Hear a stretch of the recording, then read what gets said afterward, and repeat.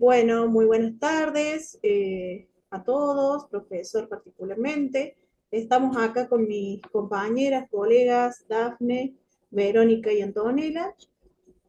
Nuevamente nos encontramos para brindar una mejor perspectiva, una aproximación en cuanto a las problemáticas trabajadas y en cuanto a las clases, y focalizarnos también en las categorías que debíamos resaltar y que no lo tuvimos en cuenta en el anterior video.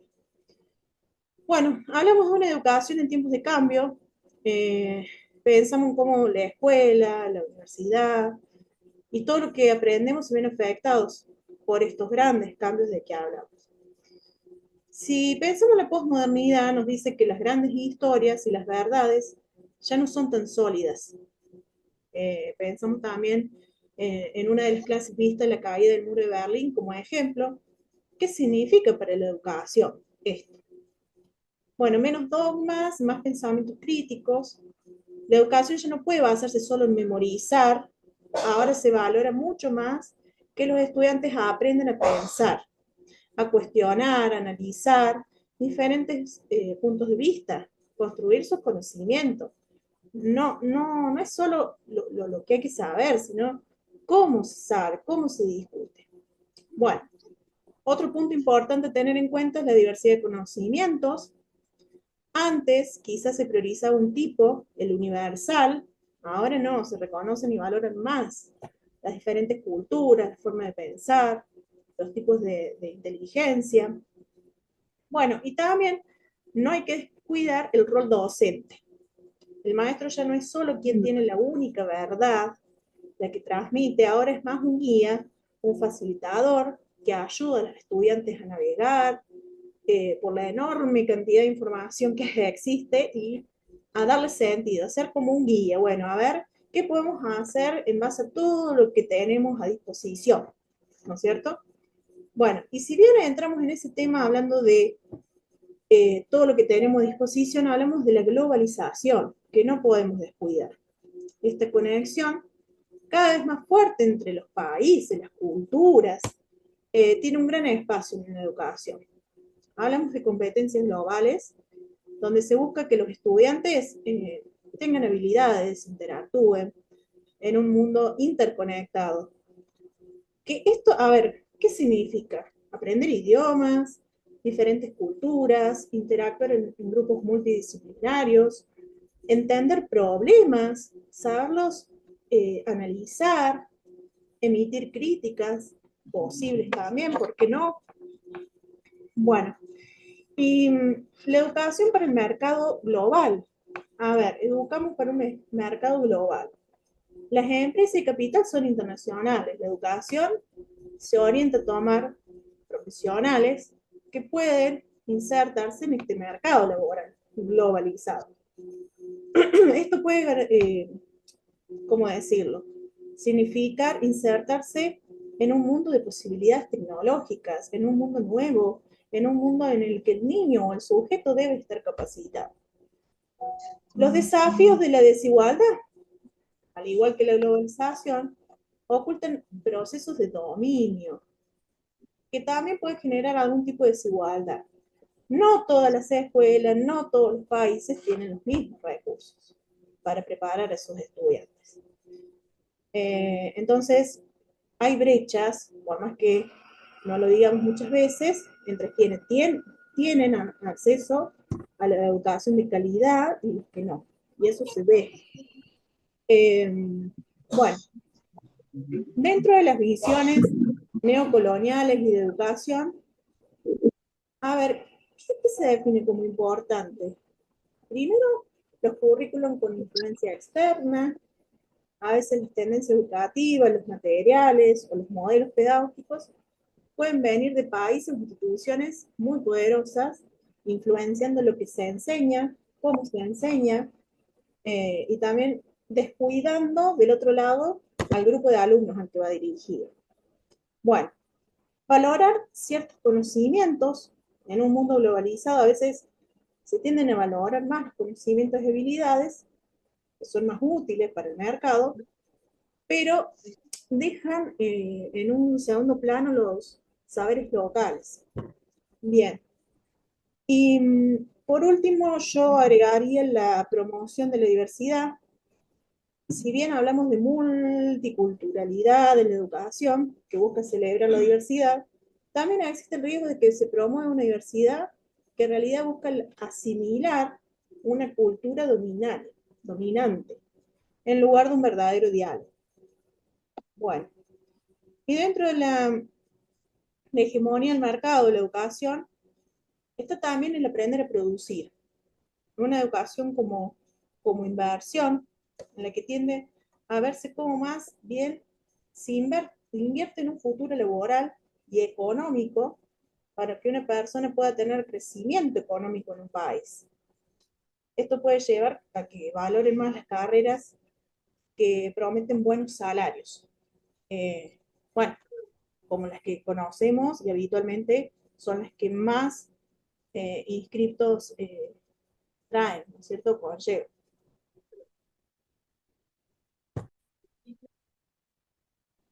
Bueno, también podemos considerar la medición y eficiencia, que hay una presión para medir los resultados educativos de forma numérica y para hacer una educación más eficiente, como si fuera una empresa. Hoy vemos en las evaluaciones, ¿no?, que nos exigen un determinado resultado o buscamos algo que en las escuelas a lo mejor no se da. Y bueno, y hablamos también del financiamiento y la privatización. La hegemonía del mercado también puede llevar a la presión de privatizar la educación o reducir la inversión pública, esperando que el mercado resuelva algunas necesidades educativas, no siendo siempre así. ¿Sí? Desde el trabajo integrador, nosotros tenemos que tener en cuenta que parte desde una mirada crítica de la educación que busca reconfigurar la función que tiene la escuela frente a estas desigualdades estructurales. Esta propuesta enriquece y fortalece y se articula con las nuevas categorías conceptuales, como fue nombrando en alguna medida mi compañera, hace un análisis histórico, sociocultural, contemporáneo, en donde la posmodernidad, la globalización y las nuevas formas de neocolonialismo. Bueno, cuando hablamos de posmodernidad, podemos decir que esta es entendida como una categoría que expresa la superación crítica de la modernidad, especialmente a partir de la caída del muro de Berlín, en donde se permite repensar a la escuela desde una mirada en donde ya no puede sostenerse sobre la metanarrativa tradicional, es decir, la mirada y la función con la que nace la escuela, basado, digamos, en la tradición. En el trabajo se expresa esta ruptura que se plantea de desconexión que existe entre el currículum y la realidad que hay en los estudiantes. Es decir, cuestionando la escolarización basada en saberes abstractos y descontextualizados. La propuesta como los cronistas del barrio o la agencia de estadística escolar expresa el intento de poder superar esa lógica moderna. O sea, va contribuyendo a experiencias que tienen que ver o que reconocen la pluralidad de sentidos y las subjetividades que van surgiendo en este siglo XXI. En este sentido, la gestión educativa, es decir, asumimos el rol de relectura de la función de la escuela bajo esta nueva racionalidad en donde no se trata de consolidar esas verdades que fueron universales, sino que más bien se busca dialogar con lo diverso, con lo fragmentado, con lo local, en cuanto a la globalización como un proceso económico, político y cultural, reorganiza el poder desde una lógica transnacional, en donde aparece en el fondo de muchas de las problemáticas educativas actuales. Este trabajo identifica a las políticas públicas que son influenciadas por estas lógicas neoliberales, en donde se promueve el modelo de escuela meritocrática y reproductora de desigualdades, que individualiza el fracaso y que oculta las condiciones estructuradas de exclusión. En este contexto, la gestión pedagógica se posiciona como resistente, recuperador del conocimiento situado, el vínculo con el territorio, revaloriza aquellos contenidos que eran desconocidos y pone en, digamos, como en tela o a los saberes estos que tienen que ver o que se relacionan con las necesidades locales. Es decir, que las acciones, como el periódico en el aula, como los talleres con la familia, que son una forma de organización cultural, es una forma que nos permite o que nos ha permitido poder reivindicar esta producción de saberes desde las comunidades escolares. Es decir, el poder generar una contrahegemonía educativa.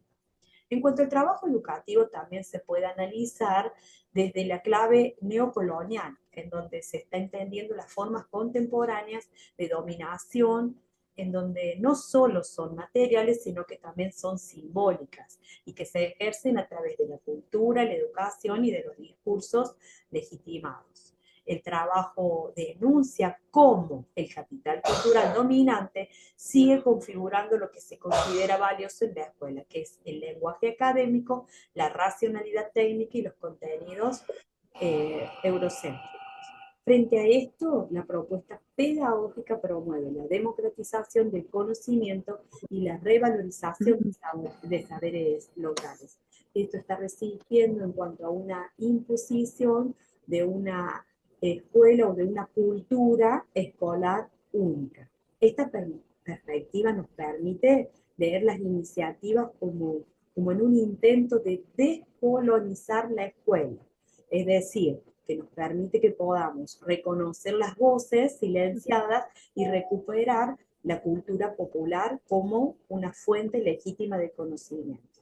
Es decir, nosotros tenemos una mirada en cuanto a la gestión pedagógica que propone este trabajo que pudimos realizar, en donde no se limita en una adecuación interna de prácticas escolares, sino que responde a una lectura crítica del contexto posmoderno, globalizado y neocolonial. Estas categorías conceptuales mencionadas nos permiten desnaturalizar lo escolar, ubicar las problemáticas en un marco histórico, político más amplio y poder fundamentar las necesidades de transformaciones profundas en la forma de enseñar, de aprender y de habitar la escuela.